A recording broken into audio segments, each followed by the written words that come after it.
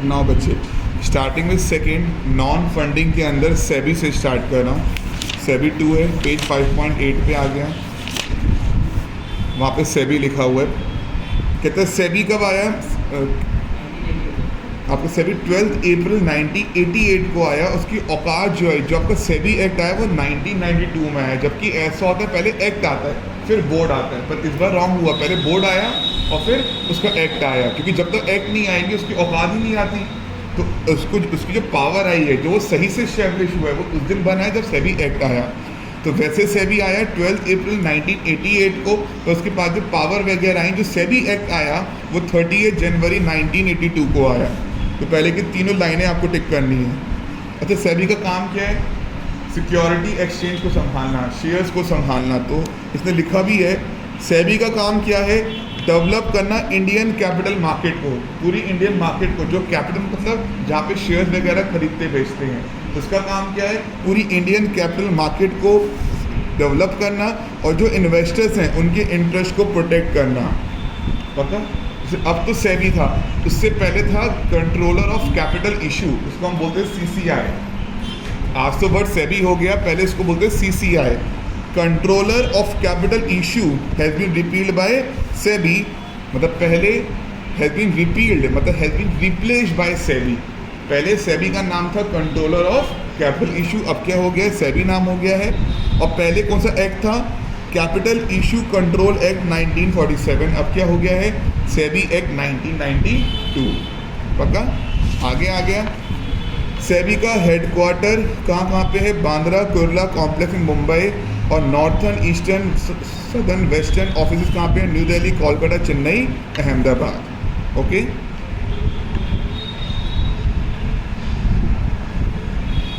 इसके बाद मैं एक बार ये टिक कर रहा हूँ, वैसे मैंने पढ़ लिया है। कंट्रोलर ऑफ कैपिटल इशू था बिफोर सेबी, उसको पावर दी गई थी under capital issue control act 1947। अब सेबी आ गया है अप्रैल 1988, तो मैंने ऐसे टिक कर दिया। कौन कौन सेबी में होगा? कितने लोग होंगे? इसको बोर्ड संभालता है। बोर्ड में कौन कौन होंगे? एक चेयरमैन होगा, जिसे अपॉइंट कौन करेगा? Central government. और ये वो इंसान होगा जिसकी बड़ी अच्छी अंडरस्टैंडिंग है, स्किल है सिक्योरिटी मार्केट में, लॉ में, फिनेंस में, अकाउंटेंसी में, इकोनॉमिक्स में और एडमिनिस्ट्रेशन में। तो इसमें एक चेयरपर्सन होगा जिसकी बड़ी अच्छी औकात होगी इन फील्ड्स के अंदर। सेकेंड, 2 लोग और होंगे, जिसे कौन अपॉइंट करेगा? 2 लोग कौन होंगे? Among the officials of ministry, जो सेंट्रल गवर्नमेंट की मिनिस्ट्री है, जो सेंट्रल गवर्नमेंट के लोग हैं, 2 लोग इसमें होंगे जो डील करेंगे फाइनेंस और एडमिनिस्ट्रेशन के साथ। इन्हें नॉमिनेट करेगा कौन? Central government. तो एक चेयरपर्सन होगा, 2 लोग और होंगे। वो जो 2 लोग हैं वो कौन होंगे? जो सेंट्रल गवर्नमेंट की मिनिस्ट्री वगैरह, एजुकेशन मिनिस्टर वगैरह, जिन्हें फिनेंस और एडमिनिस्ट्रेशन को संभालना है। एक बंदा RBI का होगा, जिसे RBI नॉमिनेट करेगा। 5 और लोग होंगे, जिनमें से 3 कौन होंगे? होल टाइम मेंबर वगैरह होंगे, जिन्हें सेंट्रल गवर्नमेंट अपॉइंट करेगा। और ये वो इंसान होंगे जो एबिलिटी, इंटीग्रिटी, स्टैंडिंग, जिनकी बड़ी अच्छी नॉलेज होगी अकाउंटेंसी, इकोनॉमिक्स के अंदर। ओके हो? एक चेयरपर्सन होगा, 2 लोग और होंगे, एक मेंबर RBI का होगा, 5 में से 3 लोग होंगे जो होल टाइम मेंबर वगैरह होंगे। पक्का? तो ये याद करना है कौन कौन सेबी के लोग होंगे। सेबी का काम क्या क्या है? ये 3 काम: इशू ऑफ सिक्योरिटी, इन्वेस्टर्स की हेल्प करना और मार्केट इंटरमीडिएरीज की हेल्प करना। 3 फंक्शन है। पहला क्या हो गया? क्वाजी लेजिस्लेटिव, इसका मतलब क्या है? ये लॉ बना सकते हैं। तो सेबी वाले कोई भी सेबी को लेके लॉ बना सकते हैं। सेकेंड, ये क्वाजी जुडिशियल, ये कोर्ट वाले कोई भी काम कर सकते हैं। क्वाजी जहाँ पर जुडिशियल आ गया ना, मतलब ये कोर्ट वाले काम कुछ भी कर सकते हैं। मतलब कोई भी इंसान किसी इक्विटी शेयर्स को लेके परेशान है, उसे कोई केस फाइल करना है, तो वो सेबी के पास केस फाइल करेगा। तो सेबी की इतनी औकात है, वो लॉ बना सकता है, वो कोर्ट वाले काम कर सकता है। थर्ड, वो एग्जीक्यूटिव वाले काम कर सकता है, मतलब कोई इन्वेस्टिगेशन वगैरह करानी है तो वो इन्वेस्टिगेशन भी करा सकता है। पक्का? अगर आप सेबी के डिसीजन से खुश नहीं हो तो उसके ऊपर सेट बैठ जैसे आप हाई कोर्ट में खुश नहीं होते हो तो आप सुप्रीम कोर्ट पे केस कर सकते हो ना।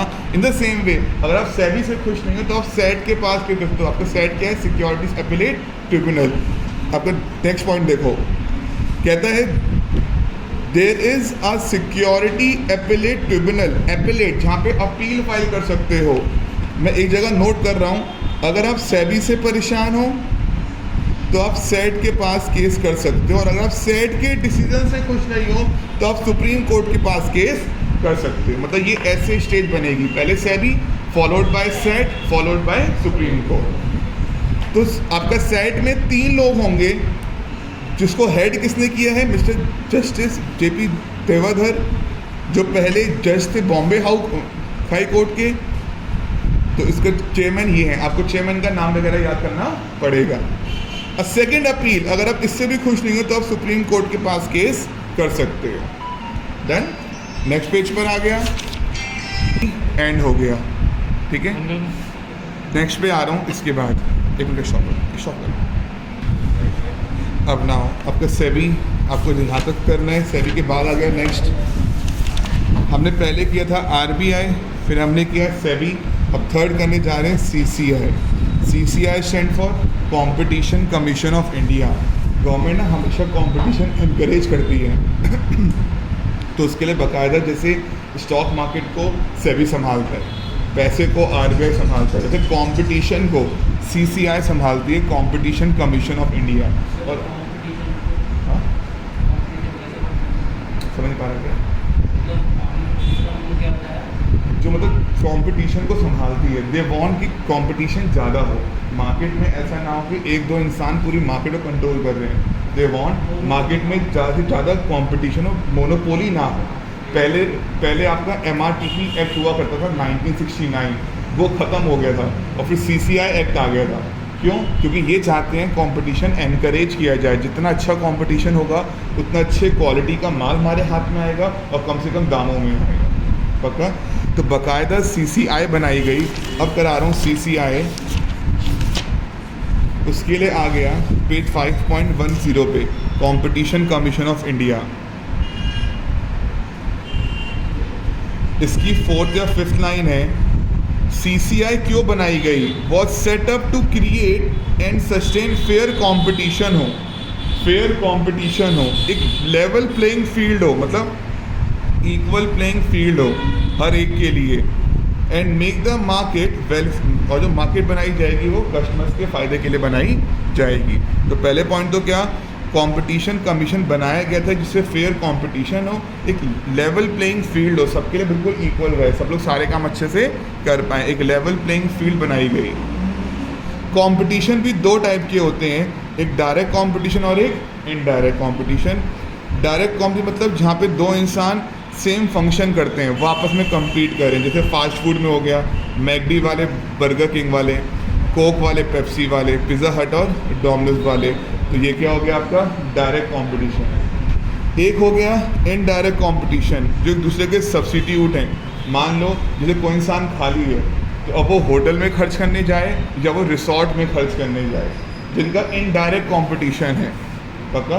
एक इंसान के पैसे पड़े हुए हैं, अब वो कहाँ जाए, रिसोर्ट में, अच्छा वो आपको हिल स्टेशन में घूमने जाए या वो होटल वगैरह में खर्च करे, जगह बोल दिया इनडायरेक्ट कंपटीशन। आगे से लिखा हुआ है, फॉर एग्जाम्पल एक फाइन डाइनिंग रेस्टोरेंट compete करता है दूसरे लोकल रेस्टोरेंट के साथ, बट उसके साथ साथ जो सुपर मार्केट है जहाँ पे रेडी टू ईट मील हैं, आपके पराठे वगैरह हो गए, मतलब या तो होटल में जाके आलू का पराठा खाओ या आप दुकान से जो फ्रोज़न वाले होते हैं वो खाओ, तो वो क्या हो गया आपका इनडायरेक्ट कंपटीशन। पक्का? नेक्स्ट पॉइंट पे आ गया, इनका एक्ट कौन सा है, 2002, कंपटीशन एक्ट 2002 होता है, और इसको अमेंड भी किया गया है। 3rd लाइन में देखो, the competition act 2002 as amended by competition amendment act 2007। तो याद कर लेना 2002 अमेंड हो गया है 2007 वाले एक्ट से। नेक्स्ट 4th पॉइंट टिक करना, विद द एनफोर्समेंट, जब ये कंपटीशन एक्ट 2002 आया, ये MRTP एक्ट 1969 रिपील खत्म हो गया और MRTP कमीशन खत्म हो गई। इसका मतलब MRTP एक्ट को कौन संभालता था, MRTP कमीशन। तो MRTP एक्ट खत्म हो गया तो MRTP कमीशन भी रिपील हो गई, मतलब खत्म हो गई। 5th पॉइंट, कंपटीशन एक्ट 2002 ने बोला कि बाकायदा आपको CCI बनानी है, एक कंपटीशन कमीशन बनानी है जिसकी अपनी ड्यूटी, फंक्शन और पावर वगैरह होंगे। पक्का? अब स्टार्ट कर रहा हूँ। CCI कब बनाया गया? सेंट्रल गवर्नमेंट ने 14 अक्टूबर 2003। ये एक बॉडी कॉरपोरेट है जिसका परपेचुअल सक्सेशन और कॉमन सील है।